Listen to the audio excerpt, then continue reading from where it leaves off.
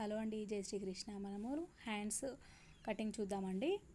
క్లియర్గా చూడండి. మొత్తము పొడవు ఎంత అయితే కావాలో అంత తీసుకోండి. 8 ఇంచులు ప్లస్ 1 ఇంచు నాకైతే కుట్ల కోసము. తర్వాత ఇక్కడి నుంచి మనకు అసలు హ్యాండ్ ఎంత ఉందనేది ఎలా తెలియాలంటే మన చంక రౌండ్ ఏదైతే ఉంటుందో అది తీసుకొని ఇక్కడ 1/2 ఇంచు కుట్టు కోసం వెళ్ళిపోతుంది కదా, ఇక్కడి నుంచి ఇలా చూసుకోవాలన్నమాట. ఇట్లా చూసుకోవాలి. అంటే మనకి ఇంత క్లాత్ ఇప్పుడు ఎక్స్ట్రా కావాలి.